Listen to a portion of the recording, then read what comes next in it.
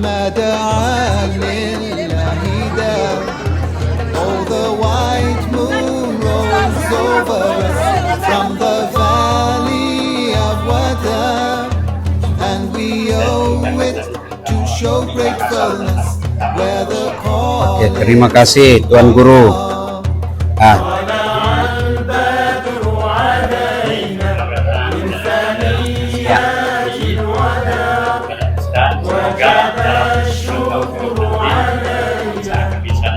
Insya Allah kita datang lagi. Penting dijemput lagi. Oke. Oke. Kasih ya.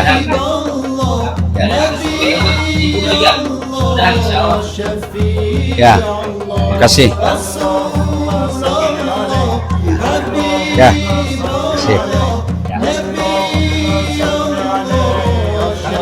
Billahi taufiq wal hidayah. Assalamualaikum warahmatullahi wabarakatuh. Assalamualaikum warahmatullahi wabarakatuh. Jazakallah khair. Mungkin kita akan membuka cuma satu sesi pertanyaan, satu di bapak-bapak, satu di ibu-ibu. Apa ada perwakilan mungkin satu di bapak-bapak, satu di ibu-ibu? Kami persilakan. Pada takut semua kayaknya ini tadi sempat disinggung tentang poligami. Oke, ada dari bapak-bapak satu. Nanti kami tunggu untuk ibu-ibu. Assalamualaikum warahmatullahi wabarakatuh. Ini pertanyaan Ustaz. Mungkin kita setuju semua bahwa Ustaz ini buat kita happy. Jadi pertanyaan saya Ustaz, apa yang membuat Ustaz tuh jadi happy? Memberi motivasi dari beginning sampai selesai. Ustaz itu membuat kita itu bersemangat. Apa tipsnya Ustaz? Terima kasih Ustaz. Terima kasih. Saya mungkin salah satu nikmat yang Allah berikan, saya tidak suka marah. Ya, itu bahkan kalau istri saya sudah lihat mau mulai marah, saya lebih dulu buka baju, saya joget. Berarti dia marah, ya kan? Kalau dia sudah mulai marah, lalu saya peluk, baru saya menyanyi. Bila kamu di sisiku, berhenti marah. Marah, kata Nabi jangan marah, karena marah pintu masuknya setan. Apa yang membuat saya happy dalam dakwah? Prinsip saya dakwah begini. Dakwah itu da'i. Da'i itu mengajak. Tidak mungkin orang mau diajak kalau dimaki-maki. Tidak mungkin orang mau datang kalau ditakut-takuti. Maka prinsip saya dakwah, kalau dia tidak bisa paham, paling tidak saya buat dia gembira. Buat dia senang. Meskipun saya oleh kelompok sebelah, saya dibilangi Ustadz stand up komedi, Ustadz cari muka, Ustadz plat merah, Ustadz pelawak. Tapi bagi saya tidak ada masalah. Buktinya non muslim pun senang dakwah saya. Ini tadi ada lagi non muslim Chinese ngajak saya untuk ceramah. Anaknya menikah, jelas-jelas dia Chinese. Non muslim nasihat perkawinan saya diminta. Padahal jamaahnya non muslim. Baru-baru saya diundang ke Papua untuk ceramah dalam gereja. Jamaahnya umat Nasrani dan para pendeta. Karena mereka senang, saya buat dia senang. Kalau bapak-bapak depan bapak-bapak bahas istri durhaka, pasti dia senang. Kalau ibu-ibu depan ibu-ibu bahas dia suami yang kurang ajar, pasti dia senang. Kalau dia ada dua-duanya, bahas dua-duanya. Ya kan? Buat. Jadi prinsip saya kata Nabi, siapa yang membuat umatku bahagia, maka aku akan bersama dia. Itu prinsip saya. Oke? Thank you very much. Kayak guys sedikit. You understand? Thank you. Ibu-ibu ada lagi mau bertanya, silakan. Saya senang kalau ibu tanya supaya saya tahu. Tidak usah malu-malu. Oke, ibu-ibu ada? Silakan ibu, silakan. Silakan. Ya. Mumpung kita ada di sini, tidak setiap saat ada waktu berkumpul seperti ini, ya. Ya, adik-adik remaja mungkin juga tips cari jodoh. Ini saya jelaskan. Ya, silakan kau bertanya. Ya, silakan.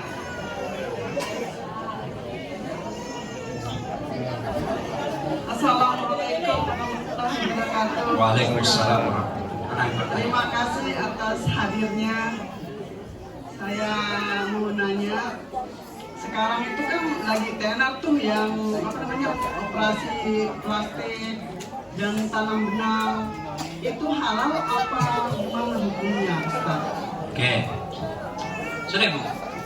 Nah, Udah itu aja. kalau ini tergantung niat Ibu. Kalau niatnya membahagiakan suami, insya Allah dapat pahala.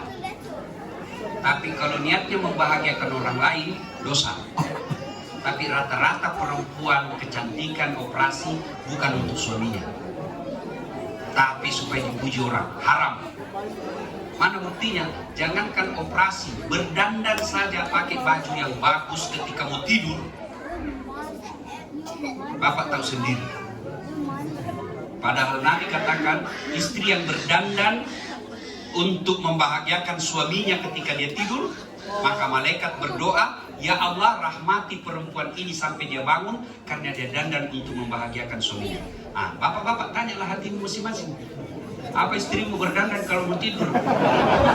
Pasti 3 hari tidak dicuci dipakai, kasihkan gigi, ada dikasih benda itu yang putih, dikasih lemon disimbah. Iya Bu ya. Maaf Ustaz, ini kalau yang janda-janda yang pakai yang begitu gimana? Kalau saya sarankan Ibu, saya bermazhab haram. Kecuali dia operasi plastik karena sesuatu yang disarankan demi kemaslahatan, kemaslahatan, keselamatan jiwanya boleh. Tapi kalau hanya sekedar menarik perhatian, haram. Ada kan itu yang apa namanya? Ini dikasih ini, dikasih baju. Coba itu yang viral di Makassar, pengusaha skincare. Ada ibu bapak lihat viral kan? Pengusaha skincare, suaminya selingkuh dengan pembantunya. Itu berarti Bu, bukan kecantikan yang utama buat suami. Ya? Bagi kita suami adalah kemuliaan akhlak. Saya selalu berkata, saya akan keberatan ketika nanti di akhirat istri saya tidak masuk surga. Kenapa? Karena saya merasa istri saya sangat luar biasa baiknya. Saya bisa begini bukan karena saya hebat, tapi karena istri saya memberikan ketentraman jiwa.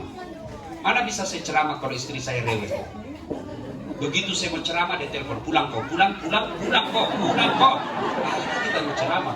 Pokoknya pulang saya kasih hancurinnya anak. Wah, mana bisa kita? Nah, bisa lagi.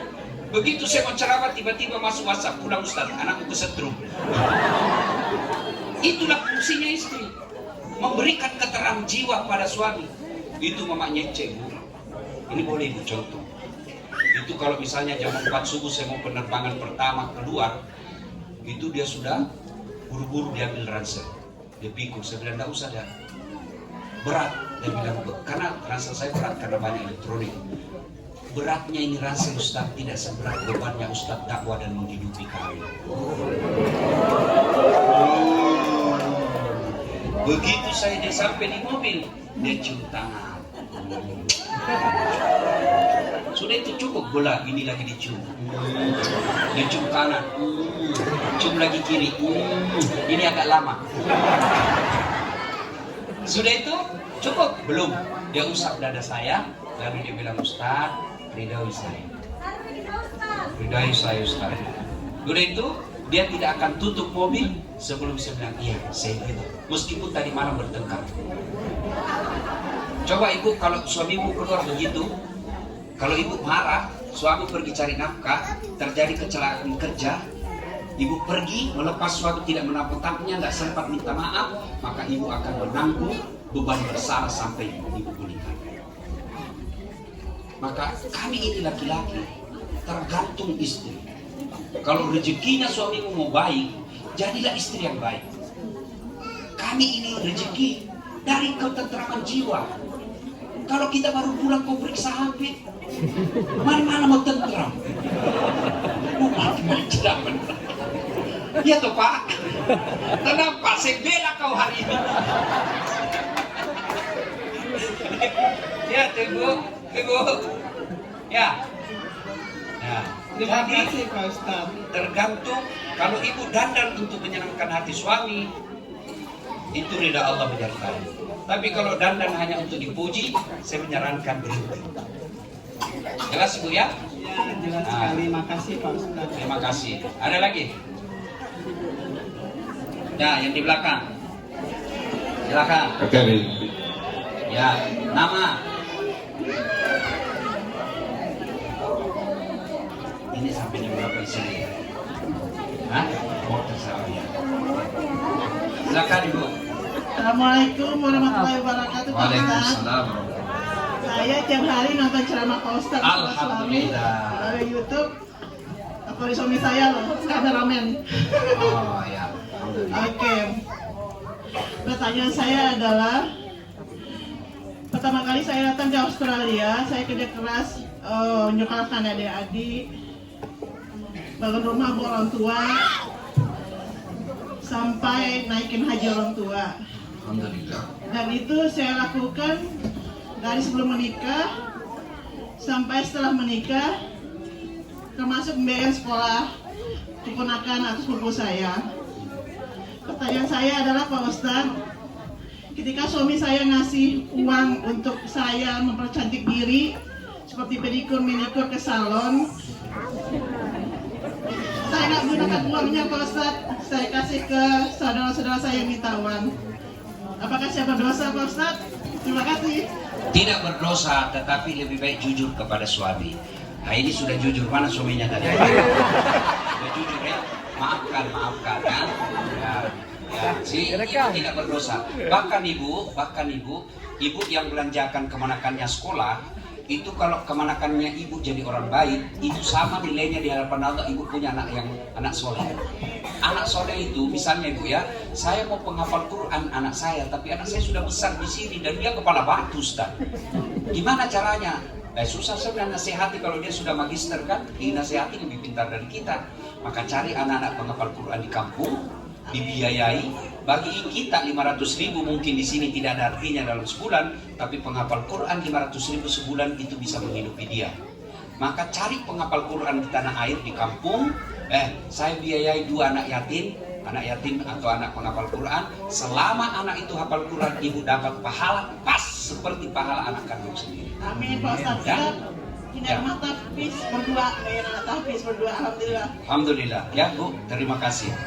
Ya, jadi ibu-ibu kalau ada mau punya anak yang penghafal Quran, tapi kita tidak punya suami Ustaz, tidak ada anak, Allah tidak adil kalau tidak bisa, ya kan? Maka Allah buka peluang, meskipun bukan dari rahim kita, tapi kita memelihara anak yatim, memelihara orang keluarga di kampung, itu sama anak kandungnya sendiri. Maka ibu-ibu kalau bisa cari anak yatim, ya sekolahkan, selama dia menjadi orang yang baik, meskipun ibu sudah wafat, itu transferan amalnya tetap jalan.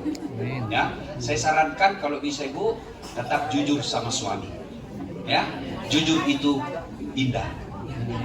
Dan dia sudah jujur Pak ya. Terima kasih. Ada lagi? Adik-adik remaja, saya cari. Ah ini dari tadi ketawa terus kau. Siapa namamu? Halo Pak? Holik. Oke, Halid. Siapa apa mau nanya? Ya, silakan tanya. Atau Halid mau menjawab? Ya, langsung saja. Nah, saya dengar. Ya. Ya, silakan. Tadi bilang, ibunya nggak bisa bahasa Inggris, anaknya nggak bisa. Terus bapaknya bagaimana?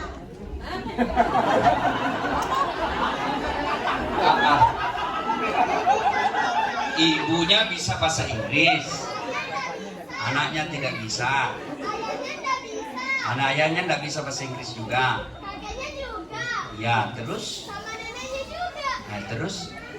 Berarti ibu, bapaknya, kakeknya mesti diajar bahasa Inggris. Ya, oke deh. Of this night, like pearls hidden deep beneath a dark stream of desire, but like dreams vanish with the call to prayer, and the dawn extinguishes night. Itu aja mungkin mohon kesimpulan teratur mudah-mudahan selamat sampai ke masing-masing dan insyaallah Allah memberkahi pertemuan kita pada How great the beauty of the earth and the creatures who dwell on her.